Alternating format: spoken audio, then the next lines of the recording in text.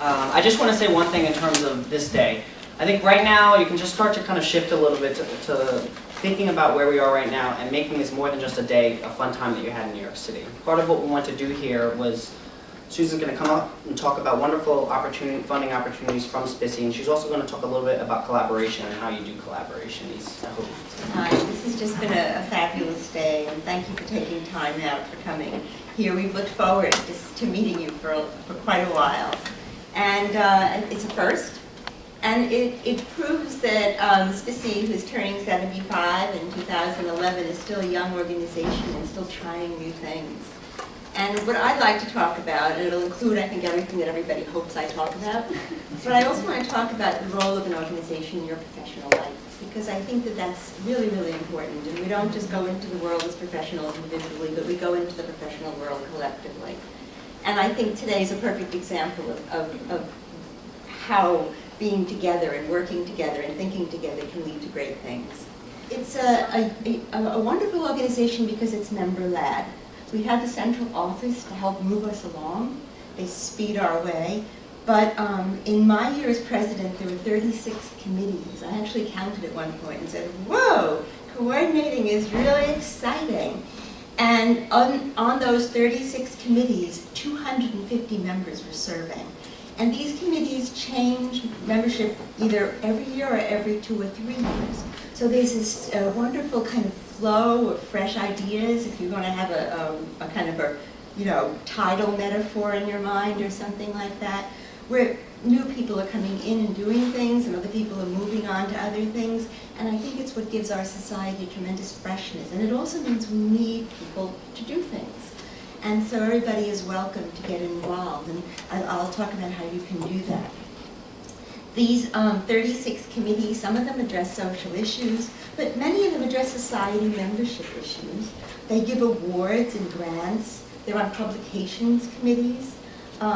And we have the International Committee. We have several of them, actually. SPSSI was always an international organization. Our early members were refugees from Europe, many of them. And the society has quite a lively membership, and our journals are well represented in libraries throughout the world.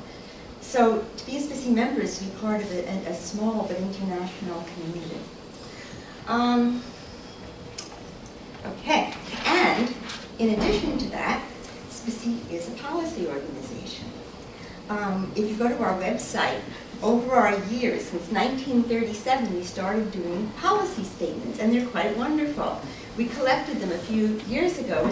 That was we have to thank Demas when he was the Dalmas Taylor Fellow. He actually collected our 19 statements, and they're position statements.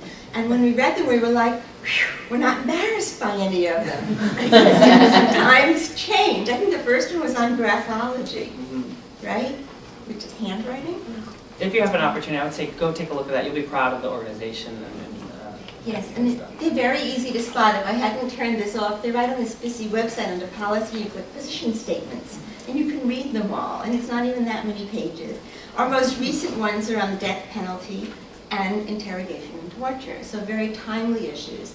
And the policy committee, another one of the 36 committees, is commissioning new position statements on environment, global... Environment, immigration, and homelessness, poverty. So really key issues. And then once the statements are up there, it's easy for SPSSI to speak because we have the research collected, and we can refer people to the site, and we can use them in statements. So it's a way of us being proactive about the issues that we care about and having information ready and in usable form, just as Chris was just describing. We also have 3 policy positions in Washington. We have the Dalmas Taylor Summer Minority position, which you know about. We have the James Marshall Public Policy Scholar, and occasionally a sabbatical scholar, who's a more senior scholar who can spend a semester in Washington. We have 3 publications, as you know, the Journal of Social Issues, which is our oldest publication. It's widely used throughout the world. And our two recent journals, the ASAP, Analyses of Social Issues in Public Policy, which publishes timely short issues that that are should be able to be disseminated to the larger public so that they're already partially translated. For Woodside, I said they're not quite translated enough, but we're getting there. We're getting And then social issues and social policy review, SIPR, which is policy-related scholarship.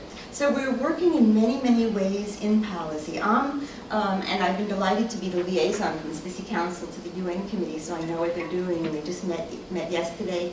And they're discussing, you know, amazing issues like the resonance of partition violence in India and Pakistan now, so many years later, and how it's still playing out. They're very, very knowledgeable about history, and the way issues continue to ripple throughout the world. So there's a lot of knowledge there.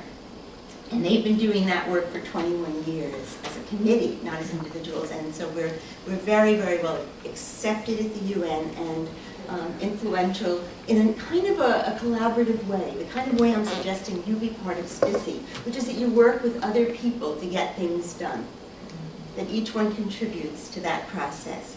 And I'm going to talk about collaboration that Dalmas wanted me to talk about by saying that we get together every year. We always have an annual conference.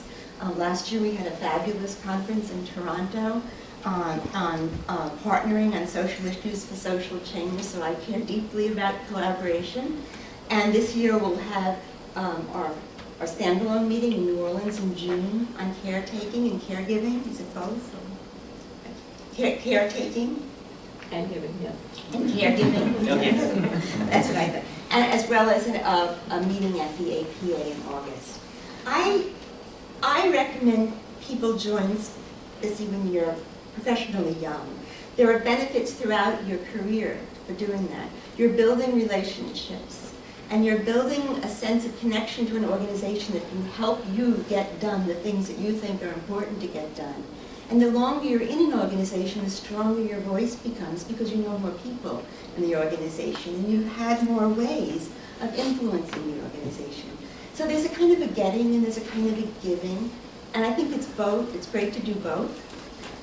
You can apply for grants, and I actually have a bunch of things to hand out to you that Alex had sent me from central office many weeks ago.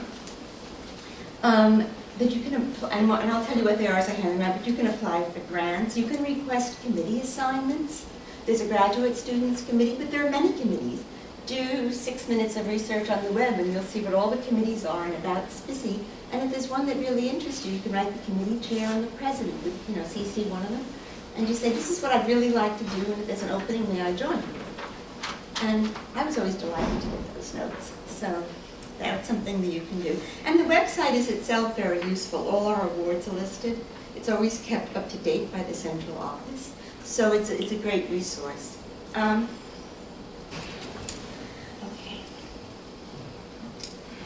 So we were this morning in the first session,